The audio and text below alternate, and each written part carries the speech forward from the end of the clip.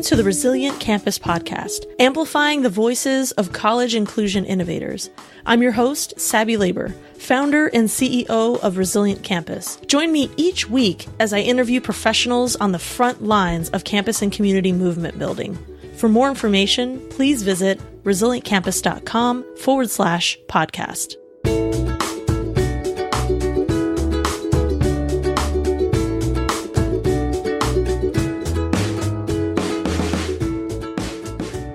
Episode number 9 of the Resilient Campus Podcast. Today we're speaking with Jamie Piperato, founder of JPHigherEd. Jamie Piperato is a higher education consultant and speaker.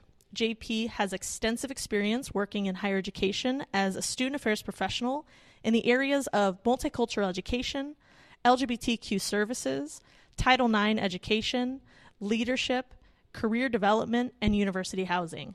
Her focus tends to revolve around helping others start their path towards multicultural competence.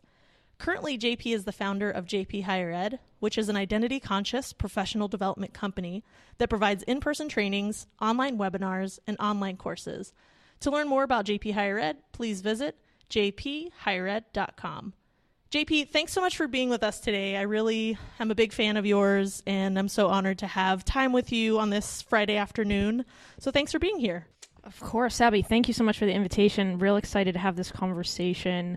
It's always great to talk to you, and I love the work that you're doing with the Resilient Campus. Thank you so much. So I think what a lot of the listeners may not know about our partnership is that way back when Resilient Campus was a seed of an idea, I sat down with Jamie at the Creating Change conference, and did we have sushi? I think we had. Yeah, we definitely had sushi because I love sushi. It was pretty amazing. I do remember, and really great, queer and trans friends were passing by because the big conference was going on. And I was just kind of rapid fire asking Jamie questions about how to start a business. What are your biggest challenges and resources? And I just remember feeling such a sigh of relief because it's great to meet other people who operate from this lens and this framework of abundance. And I really feel like we've been able to have our businesses and do our work and support each other's work. And it's just been really amazing to see you thrive in JPHigherEd and have a positive impact. So I just want to thank you for what you do. And I know you stay behind the scenes a lot. So I just want to publicly thank you. And if that causes you to blush, then so be it. Blushing over here. No, thank you so much, Saby. This is what we do, right? It's about building a collective, building a community. And so I'm honored and grateful that you are part of that community. So thank you.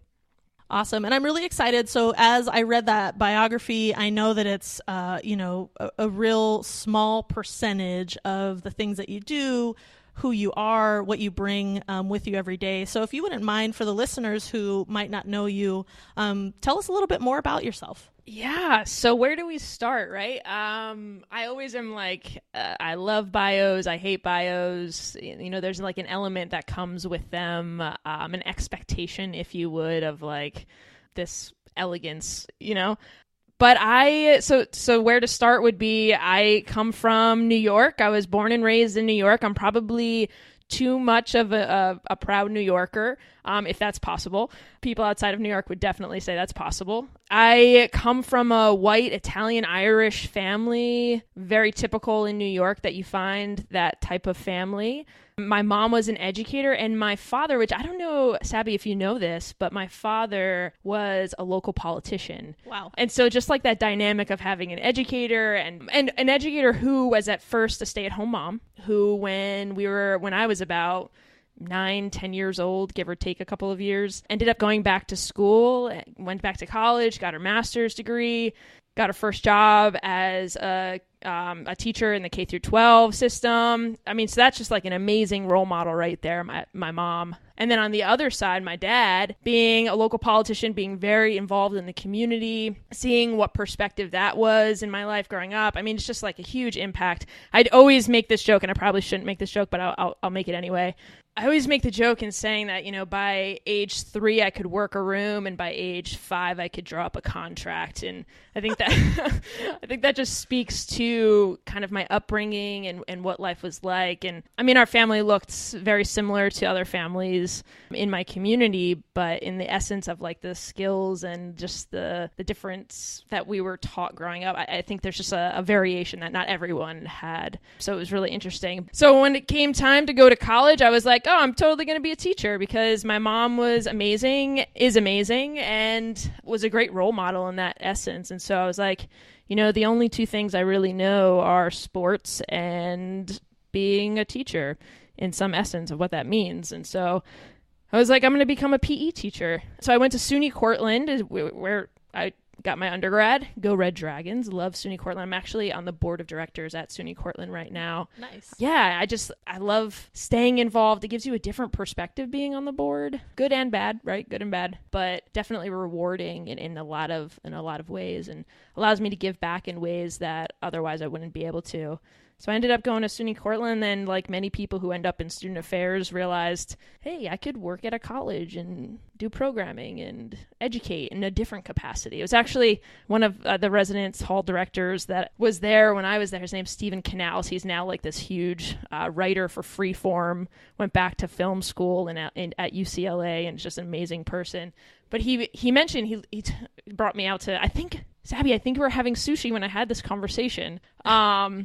He was like, Jamie, what do you want to do with your life? And I was like, I really want to be an educator. And he goes, there's more than one way to be an educator. You don't have to go through K through 12 or become a professor. You can do that by going into student affairs if that's really what you want to do. And so that was that. I switched my major from PE during my last year of college, which is kind of like mind-blowing looking back why I did that. That was a silly and scary move to make. But I switched it to kinesiology with a sports studies major so that I could skip the student teaching. And then I went to grad school at Indiana University of Pennsylvania for student affairs and higher education. And as we all say, the rest is history. Started my career in higher ed and student affairs. And then about a year and a half out working full time, I made one of the biggest moves of my life. I wouldn't say it's the biggest move, but it's definitely like makes top 5. And I left my full-time position as an assistant director of multicultural student services, and I started my own journey of becoming a higher education consultant and speaker. And then Saby, our lives crossed paths, and in 2016 I started JPHigherEd and invited you on as a facilitator, and here we are today. So, I mean, that's a little bit of background of kind of what the bio doesn't tell you of the journey that I've been on and the experiences that I've had, but what a ride. Yeah. Amazing. And I love knowing that one of your parents is a teacher, the other a politician. Like, it gives me a little more context into, these foundational life experiences that make us who we are today, right? So that's really... Yeah. Every time I tell people that, they're always like, wow, that explains a lot. Like, I feel like I know you so much better now that I know that. Yeah, I don't feel surprised at all. So that's, something. That's great. And so, Jamie, what are the most salient identities for you that come up in your daily life? Like, what is at the center of your attention today in how you navigate the world? I would say, Saby, it depends on the day, right? Especially with the world that we live in right now and the ways in which I live my life, it constantly means centering certain identities and becoming aware of other identities that are influencing and impacting the ways in which I'm navigating my life, with just in my own capacity, but also with others. And so, I mean, today, at this moment, my queer identity is typically always there for me. My white identity is something that I walk into a room with right now in what's happening in the United States. My status as a documented citizen of the United States is something that I'm walking into rooms with and navigating conversations with. And a huge one that has just become new to me is my identity now as a parent.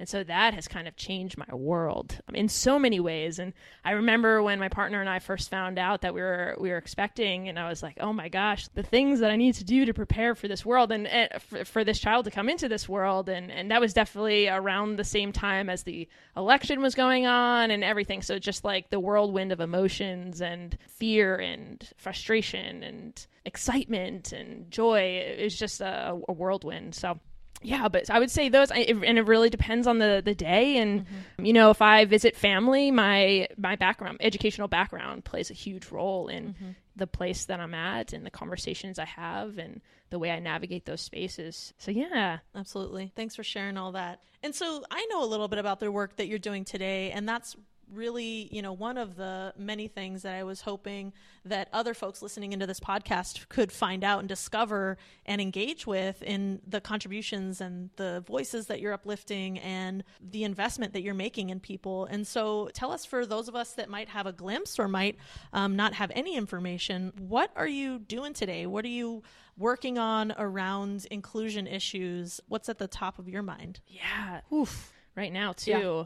So, you know, my background, again, just to reflect back, was within higher ed and student affairs in particular. And so I did a lot of my work within the educational setting in creating equitable and inclusive environments for students, as well as faculty and staff, which is a piece I think that we oftentimes forget to include in that conversation. And so since I've left full-time working at an institution, you know, my mission, my vision, my purpose has really stayed very close to home in that educational settings and transforming those environments for students and faculty and staff.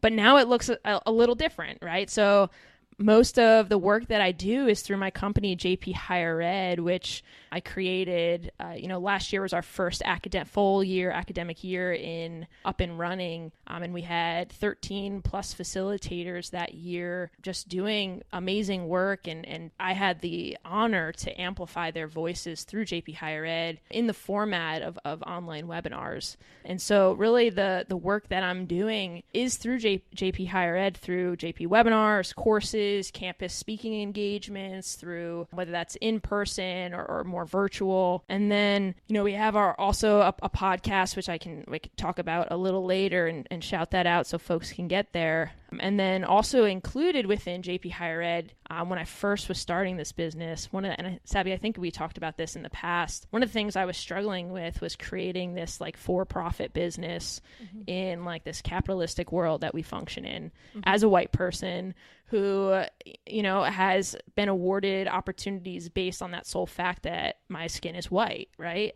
And so one of the things that I incorporated from day one with JPHigherEd is this service called JP Scholarships. And we have a great, amazing partner, Davis Potter Scholarship Fund, who provides scholarships to undergrad as well as graduate students who are committed to social change and who are out there on the front lines, at rallies, doing the work in other ways in policy making, whatever that might be for that individual, but providing them scholarships. And I mean, all the way up to thousands and thousands of dollars for a student in particular. And so we partnered with them so that our webinars, which are paid, right? There's a cost to most of our webinars. There's some that are free. A portion of those proceeds goes to the Davis Potter Scholarship Fund, which is something I'm very proud of and happy to do. And last year we donated over $850 to them, which doesn't seem like a lot, right? When you say like 850 compared to like the number that maybe Apple or Google can donate. But for a company that's been 1 year running and is really made up of me and a bunch of facilitators that are just like doing their own thing as well, you know, that's a significant number for us. So we're real proud of that. Yeah, you should be. I mean, that is a significant number.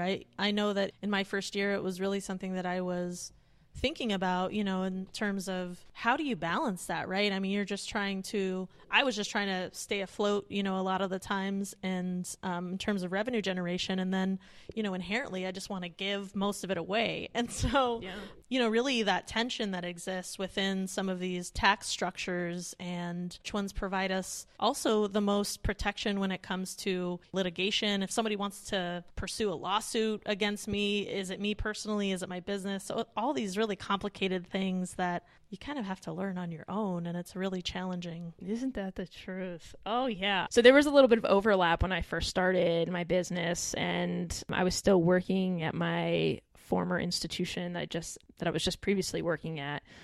And so I was working full-time there, you know how it is in student affairs, like 60 plus hours. And on the side, I was also like working pretty full time to put together this business, knowing that it was going to be a time where I ended up leaving that position to do this full time.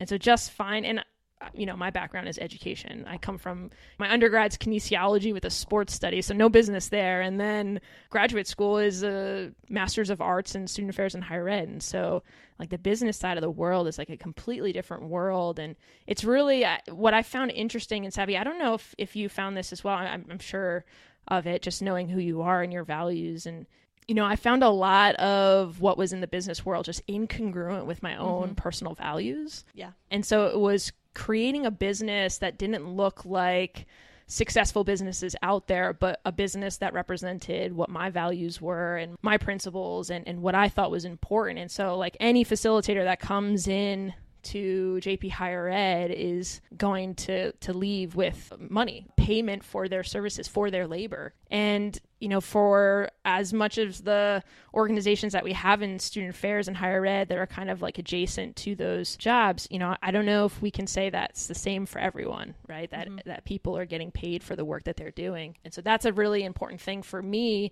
not just as a business owner to make sure that happens, but just as a person to make sure that people are being paid for their time and valued, not just in like congrats and pats on the back, but in a monetary value that they can then go take home and pay their bills with, which is really important. Yeah. And that's one of the things, of the many things that I admire about you is that I know that when we're listening to all these entrepreneurial podcasts and courses and articles and other resources, it's like a very cisgender, heteronormative, male dominated, white pool of people that are spreading the word as authorities in starting businesses. And I think what I admire about you in that was when we participated in the webinar series together, I really was clear about your commitment to really revolutionizing the way in which speakers get paid, because a lot of the advice out there is don't pay your speakers. Why would you pay your speakers? They should be happy that they're getting airtime. And it's like, well, that's a lot of the labor of like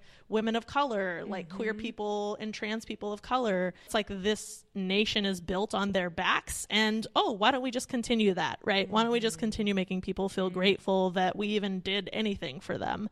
And now knowing, as I've researched more on the tech side of putting on something like a webinar or an online event, you did a lot of work behind the scenes. And I know that now. So I really, really appreciate that about you, is that you expressed a deep commitment to making sure that people coming in, from student affairs, higher ed, were speaking on these topics that they're really passionate about to really impact the professional development of other folks that are doing this work that we don't want to burn out. And I just really appreciated that, because it's so challenging. We're asked to do things for free like all the time. And now being in this business model, it just is, you could sit in a 4-hour workshop and take away 2 minutes that were even relevant to, it's like, that other stuff was very capitalist and really kind of monopolizes on people's energy. And so I really appreciate that about you. And I think you're behind the scenes and you're so humble. That's one thing that I noticed that I have really carried with me as I've tried to envision different projects. And I just think like, what would Jamie do in this situation? Just because I feel like you've applied such a great collective empowerment lens to this work that is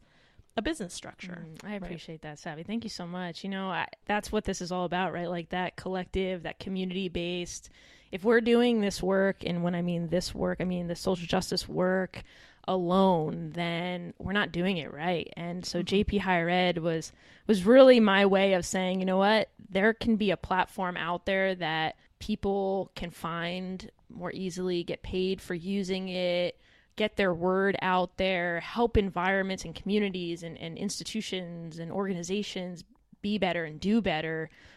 And so if I was the connector and the person who can help make that happen, I was happy to do that. And so, JP Higher Ed is the byproduct of that. Cool. And what's interesting is that I think many folks listening in, I don't think I've mentioned this before on the podcast, but a lot of the, even though I've approached this work in a way that centers leadership development, inclusion, excellence, and these kind of consulting and coaching services, a lot of the people that seek me out to share resources and to kind of be thinking partners on projects, those are other student affairs and higher ed pros who want to actually go out on their own. Mm-hmm. They have entrepreneurial like side hustles, or they want to just go full time with it. Those are the folks that I feel like I have the most in-depth conversations with about, how they're doing in their campus environments and how they want some agency in how they feed their families, or in how much free time they have, and what does that look like to retire early? What does that look like to retire at all?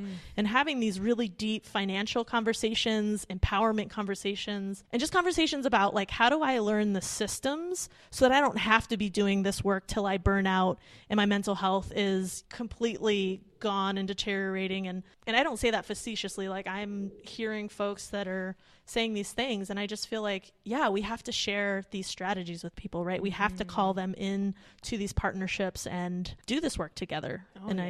I think it's really beautiful. Yeah. And there's so much to say just based off of that statement that you just made, Saby, in so many different directions. And one of them being like, I think in particular, it's really telling how many people are looking in a very serious manner, like not just trying to get information from folks who are already doing this work out on their own, but really trying to figure out, well, how can I do that? And I think that's telling about the field and how many people are getting burned out, and just, what that looks like for student affairs, and in good ways and bad ways, I think.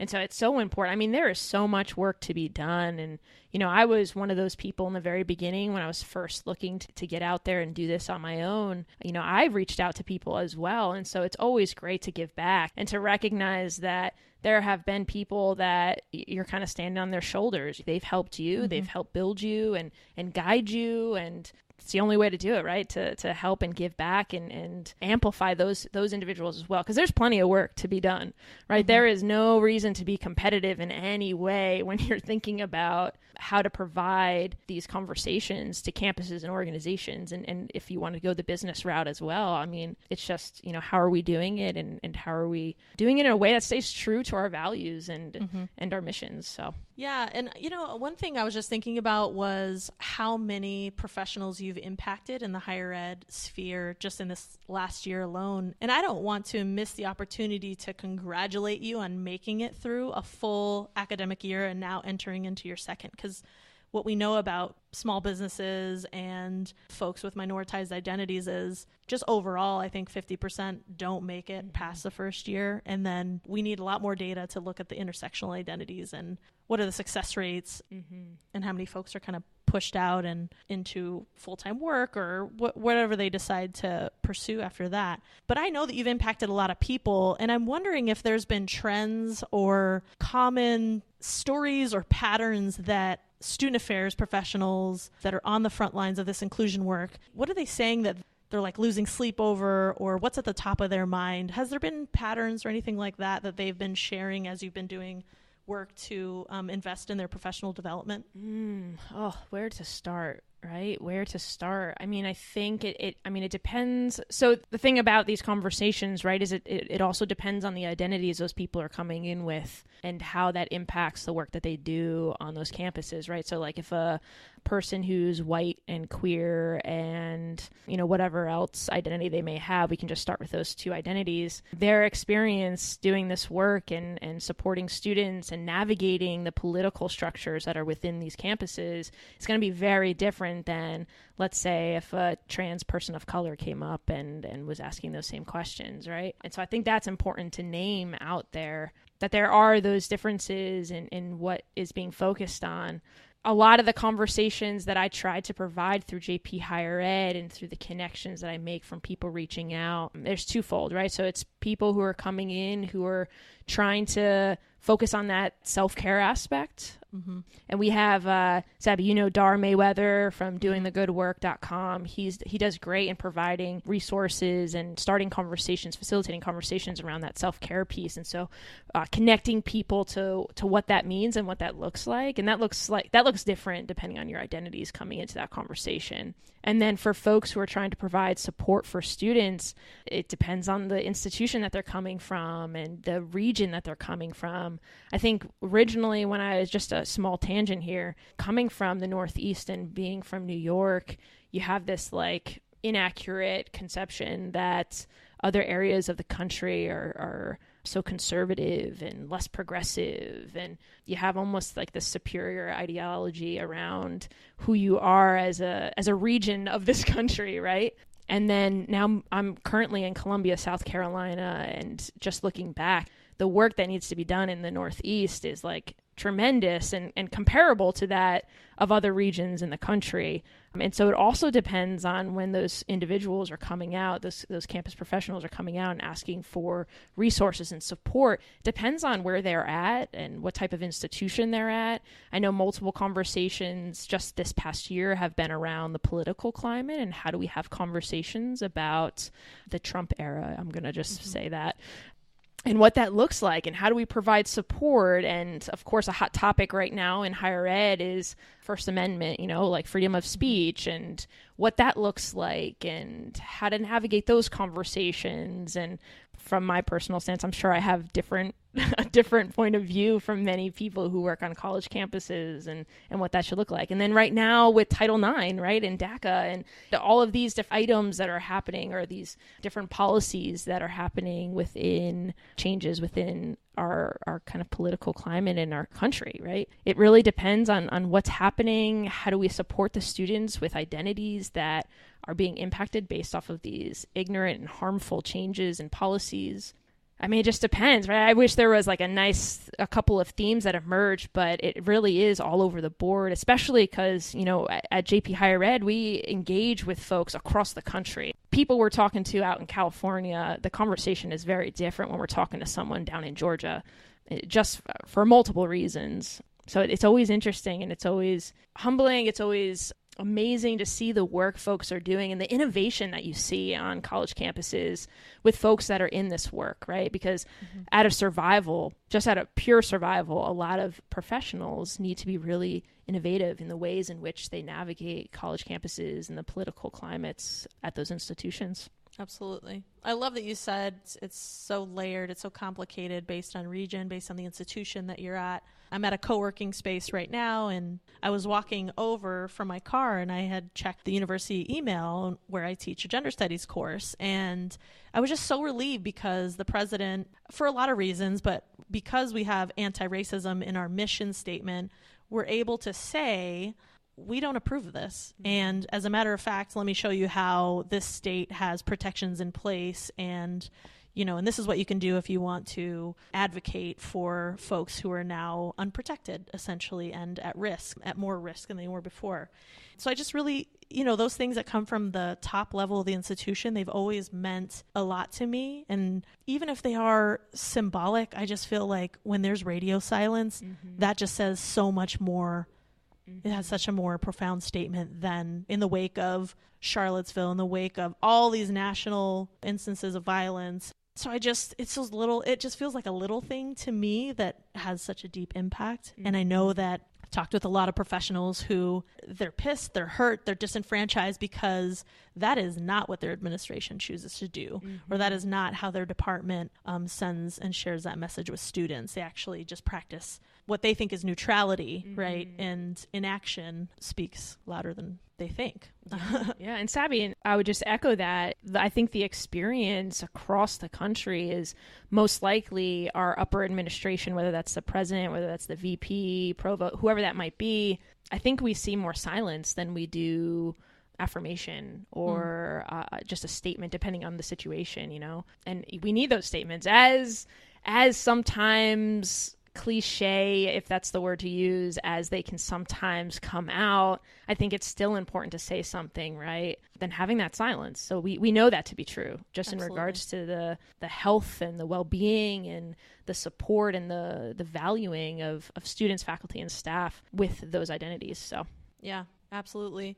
And so you've told us a little bit about your journey and where you are today. You know, I'm thinking as I invite guests on and they share their amazing insights and experiences with the folks listening in, one of the questions that comes up for me is, how did you arrive specifically to the work that you're doing today? What's the context or the road or the path in which you've traveled to arrive to this area of work? Saby, how much time we have?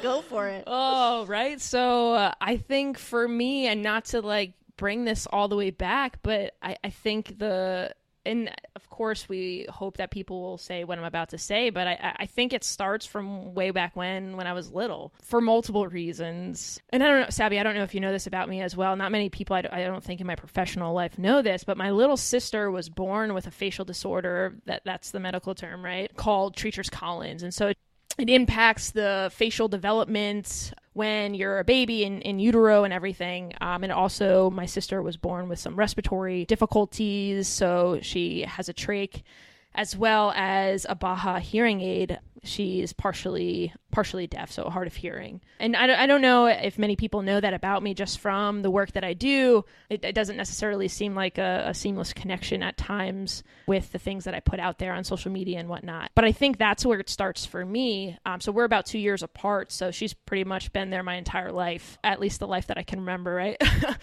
Boarding her, seeing how she was treated, seeing how other people treated her, seeing how my parents reacted and brought our family together and built a foundation for us was really important and helped me get to the place where I am today. I remember when I was younger, my parents actually, I have an older sister as well, and we went to this youth group for kids who had siblings with disabilities. And that wasn't the name of the group. I don't really remember what the name of the group was, but we basically just hung out and did really fun stuff and had the opportunity to talk about what was happening and going on at home, or just completely like check out, right, from what was happening at home, depending on what was going on. Like, for example, my little sister has been through, I would say, probably roughly 40 plus surgeries in her lifetime. Wow. And some of those surgeries were very, very intense. Like, for example, because she has some respiratory difficulties, she's had her jaw broken, I think 3, maybe 4 times in her life to open up the airway in the back of her throat a little bit more because she has a smaller mouth, born with a smaller mouth. And so things like that really impact you, right? And like seeing what my sister went through, honestly, hands down, my little sister is one of the most amazing people I've ever met. Right now, she's currently a nurse at a local rehabilitation hospital, thinking about going to get her nurse practitioner degree certification. So she's just an all-around amazing person. But the ways in which we grew up and what I saw from other people, and again, how my parents are amazing in every sense. I mean, they joined together with other families' parents and put together this group called PACT. It stood for Parents and Children Coming Together. Brought together, did parties, events, just had a great time, also did fundraising. I mean, all together, just like amazing people. And so growing up with that was a really interesting and special experience that I had. You know, my little sister and I are really close. And I think just from everything that we grew up kind of me witnessing and her going through, right, and me trying to support her, you know, it was just beautiful and amazing and kind of shaped you in a little bit of a different way. And so I wish now, saying that though, I wish I could say that the same lessons I learned about why people treated my sister differently, right? Like fear of someone who looks different, or fear of the unknown, or just fear of someone not being what, and I'm air quoting, normal, right? Like whatever normal means. I wish I could say in a perfect world that I translated the lessons I learned from the experience growing up with a sister with a disability to other areas of my identity, right? Like my white identity and what that means and what that looks like, and draw those connections to racism and how that looks like and how people are treated and why people are treated that way. But that didn't happen for me. If I'm going to be completely authentic and transparent, that didn't happen until college. And I think that's because I also grew up in a family that also said, hey, treat everyone the same, right? Like you hear like that colorblind mentality that many white families kind of perpetuated still today, right? Like listeners might be rolling their eyes when they hear that. And I roll my eyes when I hear things like that. But that's like a typical white household in a country that was founded upon white supremacy. And an exact product of white supremacy is that white privilege, right? And so it wasn't until college where I really understood what that meant and what that looked like and how to move forward with that. And, I grew up in a really diverse area when I was younger, and I went to undergrad, which was a really important point on my kind of journey to where I am today. My undergrad institution was a predominantly white institution in like Cortland, New York, which is like the whitest place I've ever been in my entire life. And I live in Columbia, South Carolina. So in just every essence, right? And like not numbers, and just the ways in which they function and the systems that are in place. Also coming to terms and exploring my queer identity at the same time, experiencing not only what that means, but how I'm impacted because of that queer identity.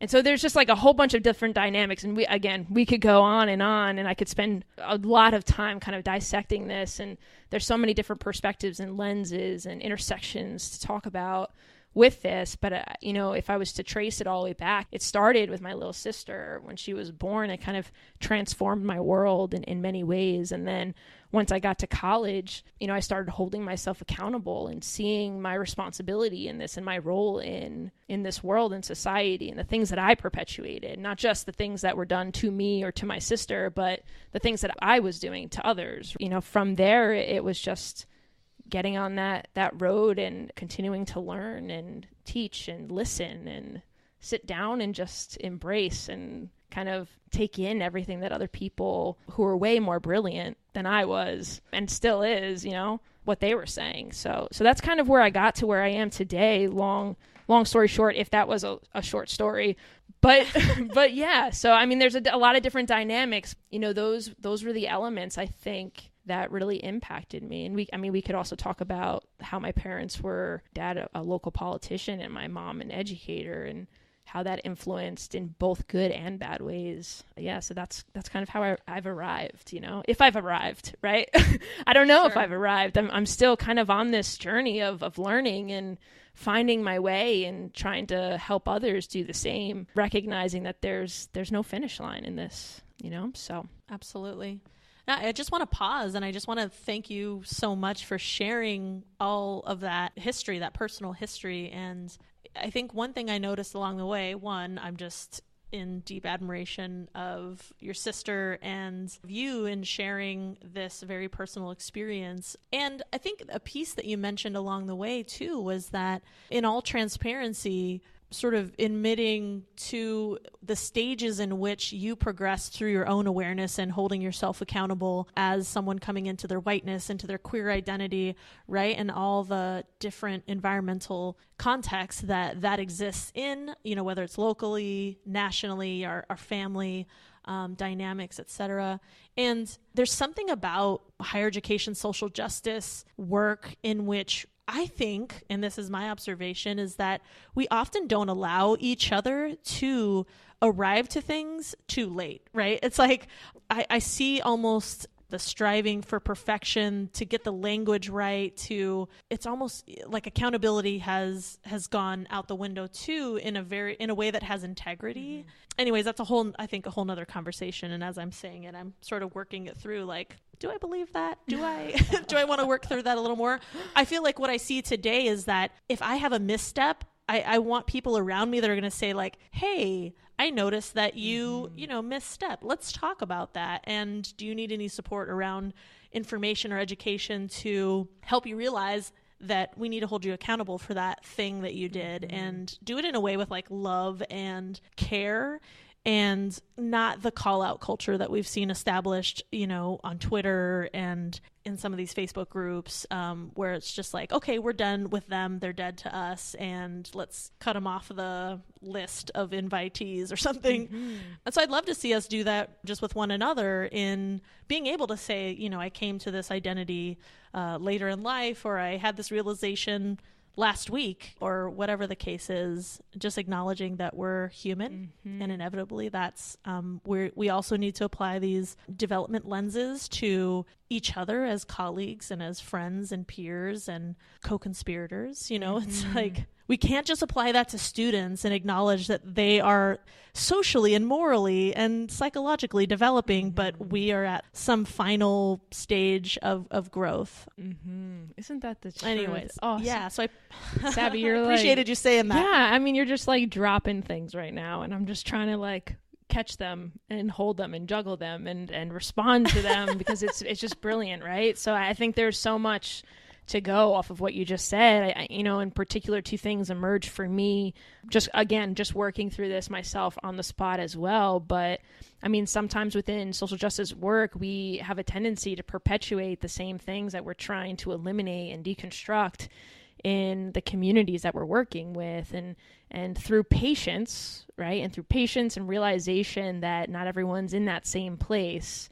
With those two things, we can move someone much further than maybe interacting or reacting in a way that's maybe less positive. And I'm not saying don't be frustrated, don't be angry, don't be hurt, don't want to hold them to a higher standard. Like, do all of those things too, right? And if you need to yell, if you need to scream, if you need to cry, if those are the things that you need to do for yourself to work those things out with that individual or with that person, with that community, then do that. But making sure that we're also kind of keeping in mind where they are and how we all, no matter what our identities are, we all did not start from where we are today, wherever you are in that journey. We all started way back, maybe some a little less back than others, depending on identities. But, for myself, I know that I have not lived a perfect life in any way. And especially in regards to the values that I have right now in this moment and the kind of the principles that I try to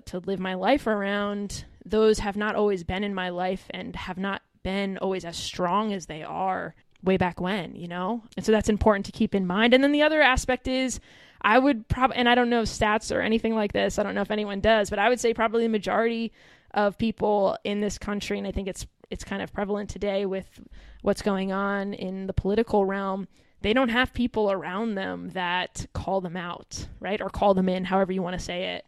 I think that's the reality. The reality is that we as educated people live in worlds that are very different from people who might not have that same educational level or run in those same environments. And so it's really important that when you leave those spaces to keep in mind the communities that you're entering and the starting points in which they're at and the ways in which those conversations need to be tweaked a little bit depending on who you're talking to and whatnot. And that's not to say talk lower in any way. I don't mean that way. I just mean that the environments in our country, the communities in our country are different depending on who's functioning within them, who's working within them, and where they're starting from. So it's important to make sure that we're recognizing that as well. Yeah, and I think as we're working this through and kind of talking deeper about this, I kind of see it from all these different angles. The institution places these really high expectations when we silo out the inclusion work and tokenize people in these respects. And if you are expected to be the queer and trans expert on campus, the one and only, know everything about admissions, know everything about, retention work and academic support, and be able to inform and educate faculty on how to be inclusive around queer and trans issues, just as an example, right? And then we can kind of move down the line of siloed types of inclusion and identity-based resources on campuses, which are tightening with the declining enrollment across the nation. We will see people even more, being asked to do exponentially more of their role and responsibility or someone else's role in addition to theirs. And I get where it comes from. I get where this sense of, as my peer, I need you to be on your P's and Q's because so-and-so is always expecting me to have 100% of the knowledge, be that trainer, be the only one on campus that can permeate and shift the culture in a way that will see increased retention of X group of students. So I get it. I see it from all these different angles and how we do it to each other. And I think, I don't know what the solutions are or what the next steps are. I think one, having more times than once a year where we all are in some similar conference together could be a step forward. That'd be great.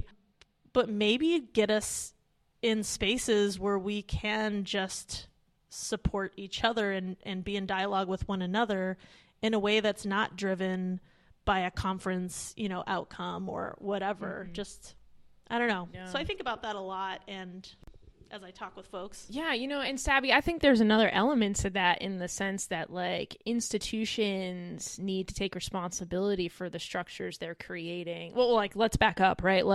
Recognizing higher education was built, right, on principles and values that are completely harmful, violent, and incongruent with values of social justice. And so moving on from that, recognizing that having one individual on a college campus to do all of this work is just checking a box. If we as a community of colleagues cannot adopt the mindset that this is every single person's responsibility on that college campus, to infuse it in every single role that they have, right? Whether it's financial aid to a faculty role, to health services, to whatever it might be. If we're not able to take that responsibility, adopt that role as our own, then that work isn't going to really make change, right? It's kind of like that one training and done. Right. And so we can come together as individuals who are doing this work on each campus and do our best to make it work. But if we're not getting buy-in from the colleagues that are surrounding us at that institution, buy-in more so than taking notes at your training, actually implementing and taking that responsibility, then this work isn't going to happen. I think that's where you see that burnout. The same person doing the same thing every year. You pretty much know. I know when I was in a full-time role, I knew exactly who was going to contact me, exactly when they were going to contact me to do a training. And it was the same thing over and over and over, and little action done afterwards. And that's not because of the person who's doing the training, right? That's because of the folks who are implementing the work afterwards. And so that's important to keep in mind. Absolutely.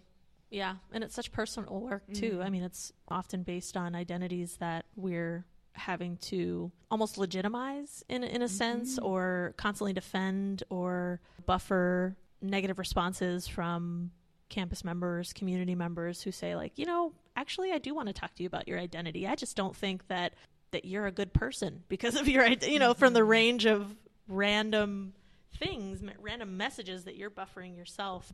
It's just kind of odd sometimes. Yeah. And sometimes it's just it's not even, it's just visibility, right? For some folks on college campuses, I remember, and I know everyone listening, committee work and the amount of committees that everyone is on is ridiculous, right? The one thing that I pretty much don't miss, is committee work, but sitting in a committee meeting and recognizing and looking and kind of just observing the culture that happens within those meetings, depending on people's identities, is telling.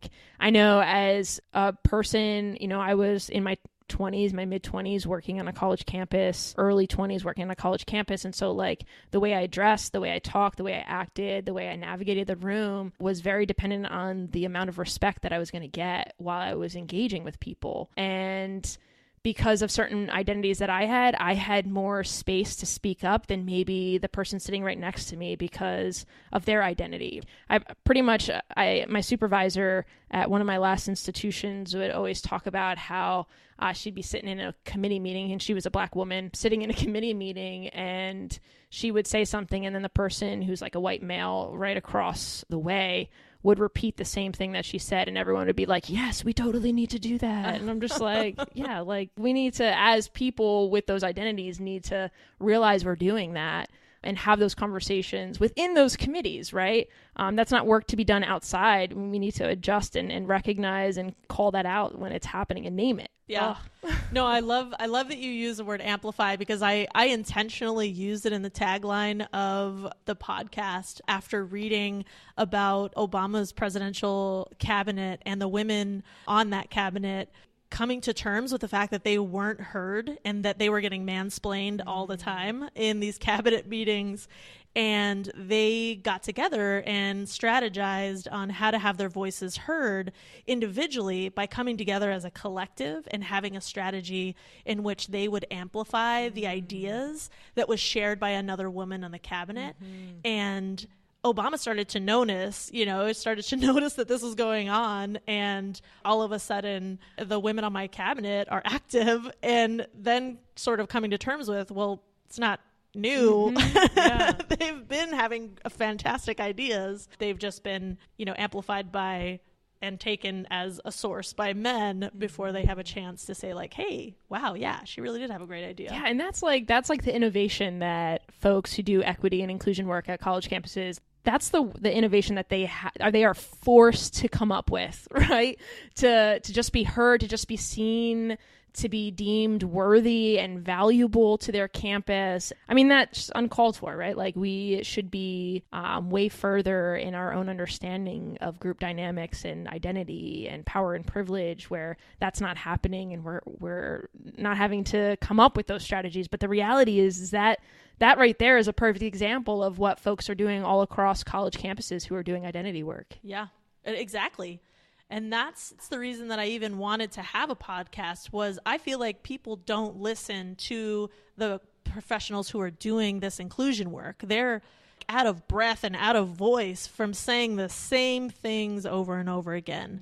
And from, students who are doing this work who are saying the same things over and over again and just not being heard. And I feel like, okay, if that's the system, if that's the experience that we have in place so far, then let's listen to each other.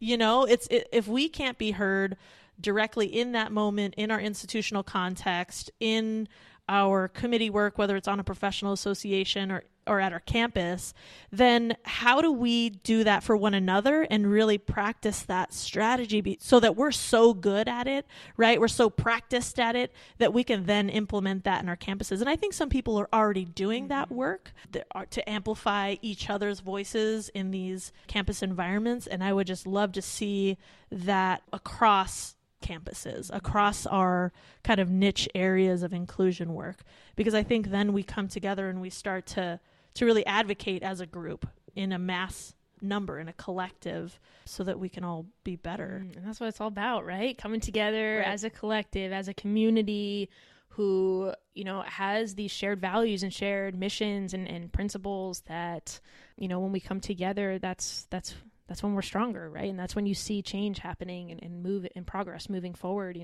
Absolutely. So I want to switch gears a little bit, JP. I want to know, and I love it that I listen to your podcast and I get like a great reading list. I just finished my dissertation, so reading wasn't something I did for fun before that, but now I'm back and I'm just like reading Octavia Butler and reading the 4-Hour Work Week, like some of these kind of strange combinations. Saby, how does that feel? Like, how does that feel to now like read for your own, I don't want to say fun, because I'm sure some of the things that you're reading aren't necessarily fun, but like for your own like growth and enjoyment? Like, what does that feel like now? It feels like I earned it. If it, I know that sounds weird, no, and I think earn. Yeah, I don't know. I just think like earning is a word that has a lot of tension for me. I think because of entitlement and kind of what that, in capitalism, putting extra weight on like what is earned. Yeah, no, that's valid. Yeah. But I think I worked for it. Yeah. And so it feels like a reward. I know that sounds like super nerdy and I'm okay with it, but I love like even reading business entrepreneur books. Like I just love learning new things all the time. So I have like a list of courses I'm going to take on Udemy and books I'm going to read and books I'm going to listen to on Audible and all these things, right? And it just feels like this is my time. I love it. I feel like I'm taking that back. I feel like if any librarians or like K through 12 teachers who really stress reading right now were listening in, they'd be like, yes, this is what it's all about. Yep.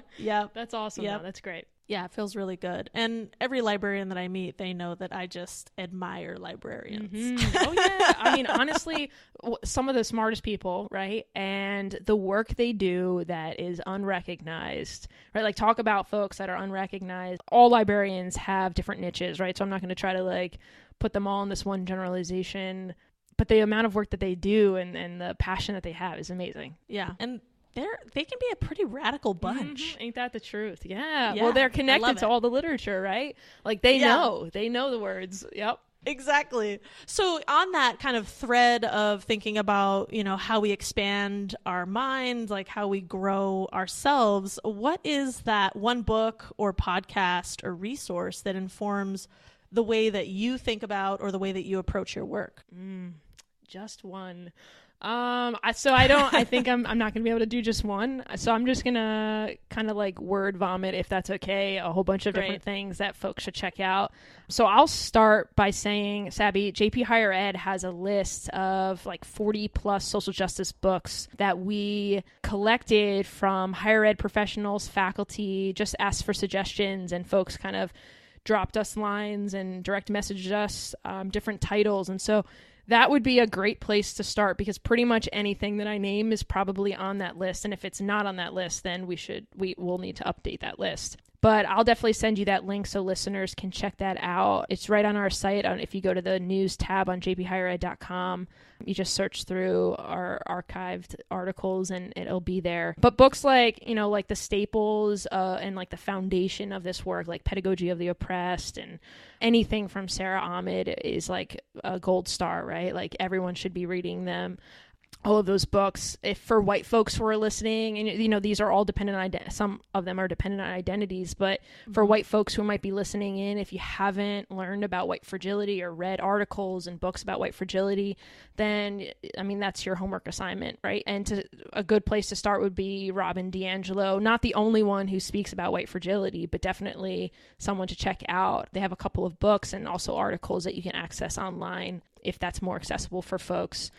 So that's, I mean, where I would start for books. And I know that's not many, but you go to that 40 plus social justice books article on JPHigherEd and you'll be busy, right? That's like 10 summers worth of books to read, depending on how fast of a reader I'm a really slow reader, so that would be like years for me. And then in regards to like other media sources, just recognizing some folks have access to others more so. And I'm a big like library person, so like check out a book from a library before you necessarily buy it. If it changes your world and it is close to the values and what you're also trying to amplify, then go ahead and buy that and support that person's labor. You know, that's really important as well. So moving to other aspects or other medias, you know, Twitter, I'm a huge Twitter person. So like a lot of news and information and just like key people that I try to follow on Twitter, a lot of higher ed professionals on Twitter, as well as just like social justice advocates and organizers. And so checking out the Twitter world would be really important, and using hashtags to do that, right? Like hashtags are a great way to meet people and be exposed to people that you might not have been otherwise. And then some podcasts, right? Like NPR, Code Switch is a really great one that I enjoy. JPHigherEd, we have our own where I have the honor of inviting people in to our podcast. It's called JP Speak, Social Justice and Inclusion Podcast for Higher Education Professionals. It sounds like a dissertation title when I say it like that. It's like this, could be, right? But we bring in tons of folks. Some past people that we've brought on is Dr. Vijay Pendakor, Chris Mosier, Dar Mayweather, Sinclair Caesar, Amma Marfo, just people like I'm throwing out now off the top of my head. We also had Debbie Irving, who's the author of White Like Me, a book. So you are white and you haven't checked that book out. That's a good one also to read. It's more of a narrative, but has great exercises at the end of each chapter to check out. So go ahead and listen to that episode and then get that book from the library. And then Saby, this podcast, right? Like Dr. John Paul's on here. Yeah. You had Sinclair on here as well. Yeah. Just some folks on top of my head that I remember. And so this podcast has been a great one for me as well to listen to. Yeah, definitely. And so the work that you're doing is so valuable. And so thank you for that. And then some books just in regards to like my reading list right now that I'm reading, I just got Trans in College.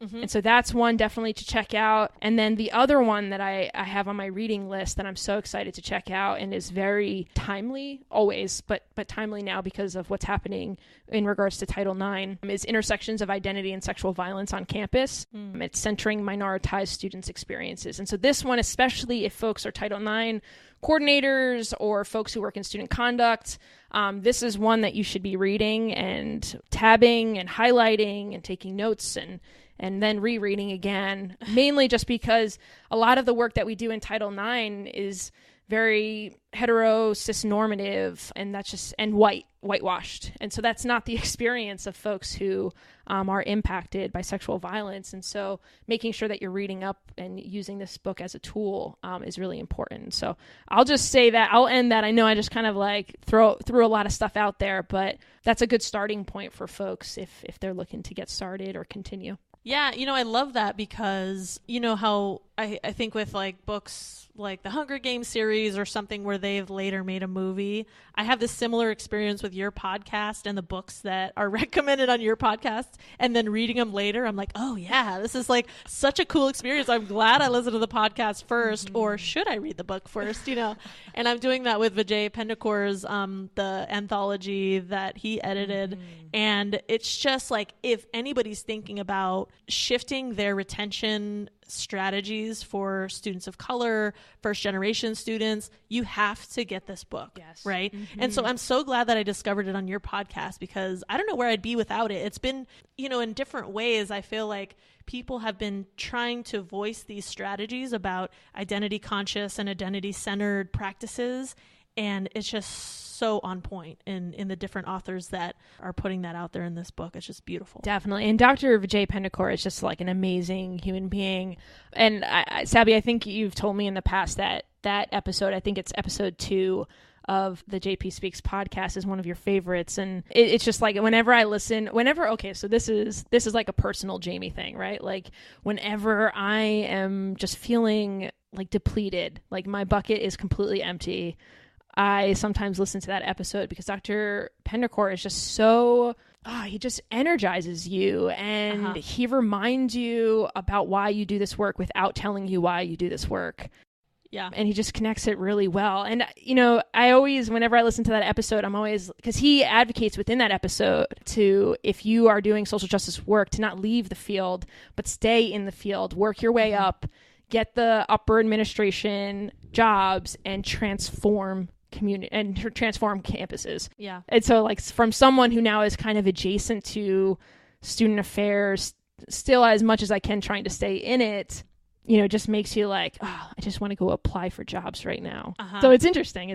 So if you haven't listened to that, for folks who are listening, definitely check out that episode. And if you ever come across the opportunity to shake Dr. Vijay Pendakar's hand, definitely do it. Yes, and I am a big fan of the Pendakar family in general. Dr. Sumi Pendakar is one of my favorite people and an amazing, fierce woman of color in higher ed. So I'm like, yeah, that makes sense. It makes total sense that he is amazing as well. I just like, sometimes I wonder like what a family dinner is like. I just want to be there. You just want to be a little like, I want to be a fork on the table or the salt shaker so I can listen to what they're saying. Yeah. I'll even be like the dish towel in the room next door, just like peeking in and trying to listen, right? There's just so much brilliance that comes from them. So yes, definitely. Yeah. How would you like give snaps if you're like a dish towel or a salt shaker? You're like, that was. Yeah, you probably. I mean, so this is going in a strange direction. But if I was a dish towel and I had a mouth and no hands, it might have to be some type of like mouth sound, like a clicking or something. Who knows? I like that you're a dish towel that's clicking. Yeah, that's great. Yeah. I mean, this is like a new world we're creating. Yeah, no rules. That's excellent. So thanks for sharing all those resources. I will definitely link those in the show notes, which will be for folks listening in. And I think this is the first time I've actually said this on the episode, so my bad. But the show notes are going to be at resilientcampus.com/09. So it's going to be the episode number. I found a really cool tool that shortens it for me. So folks can find those links, find that amazing social justice reading list. And the last couple of questions, Jamie, are really about kind of some lessons that you've learned and some guidance that you'd offer to others. So what has been one of the biggest lessons that you've learned in your professional life? Oh my gosh, where did we start? Saby, these questions are like, they're on point. I know, right? They're on point. Yeah. They are. So I mean, first and maybe most important is just listen, right? Listen and acknowledge people's experiences as their truth. You know, I feel a lot of times and I've done this in the past of like questioning people's experiences and that might have been, you know, whenever, but questioning people's experiences, we just don't have time for that, right? Like we need to make sure that we are seeing people's experiences as their truth and as their reality and as something then that depending on what that is, we need to address, right? So that's something. I think the other thing is realize that we will mess up. We have messed up, right? I should correct that. Not that we will mess up. We have messed up. Recognizing that, and this has been something that I always try to remember and have had lessons in the past that have reminded me of this, is to never get comfortable with where you are in your understanding around social justice topics, identities, anything. Never get comfortable and become comfortable with that discomfort, because that's then where change happens. That's when we can move forward.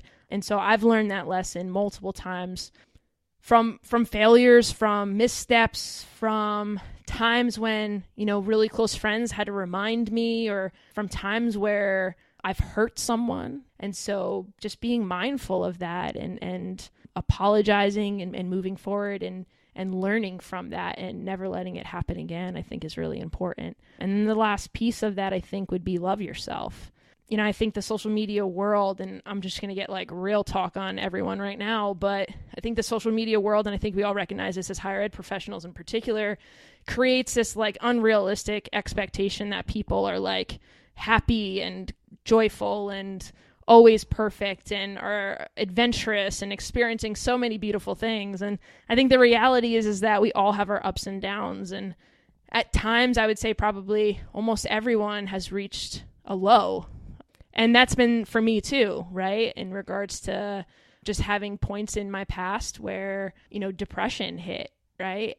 And kind of facing that and first recognizing that, and then facing it and finding ways to move forward from that and finding community. That's important for everyone to hear and recognize. And if we can't be our best selves and whatever that is, then how can we show up in effective ways in this work? And so we need to make sure that we're taking care of ourselves and love ourselves for that. Yeah, amazing. Thank you so much for sharing each one of those pieces, like just from the deepest place in your heart. I really appreciate that. So as we think about those lessons that you've learned and as you support other professionals in the field, what is that piece of guidance that you would give to them so that they can stay in this work? So this is going to be another one where I don't just have one. That's okay. So take this with whatever you need to take with. But first, build community, and build community on campus and off campus.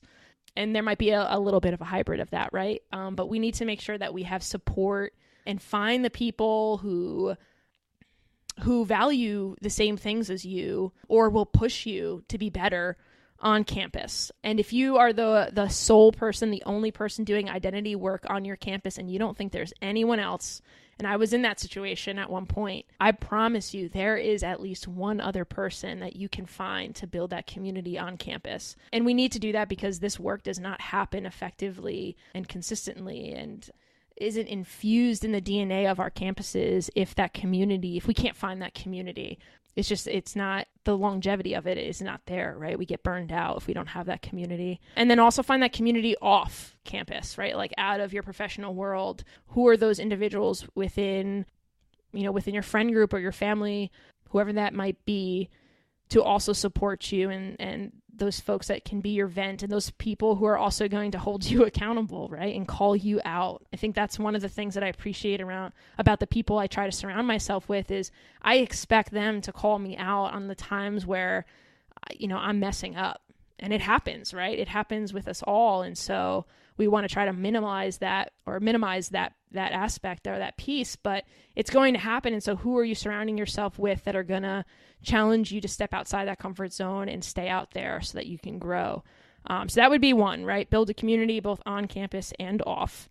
And then the second one would be take your time, like take a break, take a second, and take your vacations. Like just take that time for yourself. And I think this goes back to that other piece about like the lessons I've learned as a professional. We can't do this work if we ourselves just aren't in it. If we're burned out, if our bucket is empty, whatever that means to you, right? Because that means something different for us all. However that looks, making sure that you're taking the time to make sure that you are energized and that you are going to be effective in the work that you're doing, and making sure that you're going to be valued and feel like you deserve to be there. I mean, all of these different elements come into play, but making sure that you take a second, because that work's going to be there when you leave, and that work's going to be there when you get back.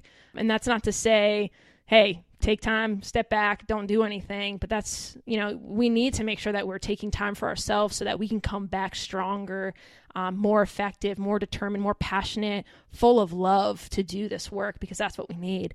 And then that last piece, I think the last one I would say, which kind of connects to that piece, would be fill your work with love and passion. And hold on to those moments that you see in front of you that move forward and toward that change that you're trying to accomplish. Because that's what it's all about. If this work doesn't have love and passion and joy and happiness for you, then it's going to be really hard to actually change those environments. So those would be the three things. I probably could have named 10 other things, but I'll stop at 3. Yeah, I believe you. I just know that you have this, I see your brain, the wheels turning, all the brilliance spewing out, and you're just trying to put the cap in it so that it doesn't all come out at once. Thank you so much. That was, amazing. I think for people, they might take away one or more elements of what you just shared and really hold that close to what they're going to be thinking about and applying and integrating into their work. So I appreciate that. My pleasure. So Jamie, as we end our time together, how can folks connect with you and add your amazingness to their network? Oh, I appreciate that. Twitter. I am probably most active on Twitter, although since the little one has been born, I've been trying to take a step back on my presence on social media to be more present in life with them. So Twitter would probably be the one place that I find joy in interacting with people and posting. So definitely hit me up there. And that's my handle is at Jamie Piperato. My last name's Piperato. It's a difficult one, but once you know it, it's pretty solid. And then the other place would be my website. So JPHigherEd.com. You can message me on there. Check out some of the things that we're doing. If there's ways that you want to get involved, if there's places in the services that we provide where you can see yourself, contact me and let's make it work. And then of course, I'm on Facebook and LinkedIn and Instagram. So definitely just connect with me, and all of those places is just Jamie Piperato. But yeah, I'd love to connect with listeners and follow up and have more conversations. So thank you for that opportunity. Yeah. Thanks so much for being here. I really appreciate your time and just sharing so authentically with us today and always. I think that's definitely what you bring with you everywhere you go. So I'm so grateful for you. I really appreciate you. And I do encourage folks to connect with you personally and with JP Higher Ed. There's so many invaluable resources. I think you just did I don't know if it just passed, but you did a webinar on professional development plans. Yeah, definitely. That was awesome. Yeah, I really enjoyed that one. And it was free. Yeah. So we're trying to, there's a new thing, and I won't take too much more of your time, but there's a new thing I'm trying to provide folks soft skills as well, recognizing that there's a connection between how effective we are in our work in regards to the ways in which we have time management and have a plan for our own professional development in our career. There's ties to that and how effective we can be within our work as social justice advocates, right? So the more time you have to have conversations and interact with people, the better. And so why not focus on making sure that our soft skills are as effective as possible? And so that's what we're trying to do. And those are usually free webinars for folks. So if that's something that you're interested, definitely check those out. Yeah, I encourage people to do it. I sent that webinar to a couple of folks a couple of clients that I coach, just a couple of friends that I saw someone at the gym, like amazing person, was like, hey, do you have any resources on professional development plans? I said, I don't yet. And when I got home, I saw your webinar link. So I said, oh, the timing is just too beautiful. I'm going to send this to my friend. And, I just love making those connections and getting really good information, helpful information, empowering information over to folks that I really love and that I know are growing, right in front of your eyes. And we all are, right? Yeah. And we're all learning. So I just love that you're putting those resources out there and that you're definitely offering them for free. You're doing paid ones, like you're paying people to contribute their knowledge. And so just thanks for what you do. Yeah, my pleasure. And Saby, thank you so much for the opportunity to come on and speak. It's always a pleasure speaking with you. I know we could probably set aside hours and hours to talk with one another, but then probably no one would want to listen because it'd be such a long episode. Maybe they would though. I mean, it's pretty, I always learn from you. So I would listen, but yeah. But yeah, I think we're pretty fun. Yeah. I mean, they would laugh. We did have kind of a dish towel saga happening, so that's unique, I think. Yeah. I mean, it's not every day. Yeah. It's not every day. I love it. Awesome. Well, Jamie, thanks so much for being with us today. I just really appreciate you. And thank you so much for sending this inspirational quote. So I want to close out with this quote to send you all back out into that wild world of ours. And today's quote comes from the one and only Sarah Ahmed. She says, solidarity does not assume that our struggles are the same struggles, or that our pain is the same pain, or that our hope is for the same future. Solidarity involves commitment and work, as well as the recognition that even if we do not have the same feelings or the same lives or the same bodies, we do live on common ground. To all those listening in, thank you so much for all that you do. I truly appreciate you. Stay resilient.